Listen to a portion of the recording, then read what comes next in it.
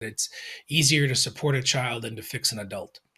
And I Mm, think that that's, maybe less expensive, whatever the actual phrase was. But I think that's really what we're talking about a lot today is the concept that the time you spend ahead of time is going to have much more of an outcome, a positive outcome, than trying to get there once you hear something. yep.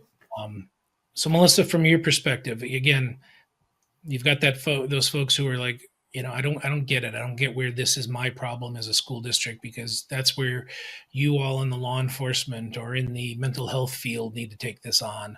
Why is this my thing? Yeah.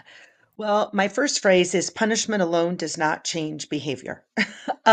So we have to teach replacement skills. We have to engage those supports. And because if we don't, we're not going to change the course. I mean, all we're going to do is, I like to say, we're just kicking the can down the road, and nothing is going to change if we don't do things differently. The other reason that I'm a huge advocate for this in schools, even though I know we've got a lot of competing demands and we keep being asked to do more, is we have the greatest insight into some of these dynamics and the lives of these kids. We see them in their natural environment. We know their friends. We often know their families. We might even know some of their extended families in some communities. We know their strengths. We know their struggles. And while an outside clinician can be helpful, they don't have the insight and they don't know these kids like we do in schools.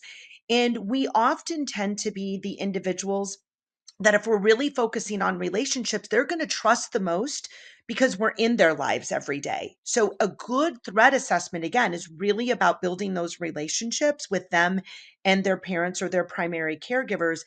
And that's really what changes the course from a pathway to violence onto what Kevin said, that pathway to hope. Um, and that's why, I know this cliche is overused, but it really does take a village.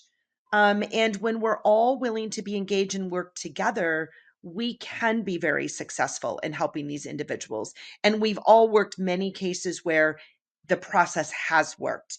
And when those individuals, a couple years down the road or even a couple months down the road look back, many of them will say, I don't know what I was thinking then. I just remember feeling hopeless, helpless, or feeling like nobody cared. And when someone showed me they cared, not that their life became, all perfect, but they realized that I don't have to resort to violence as a way to address the challenges. There are people that are willing to help me.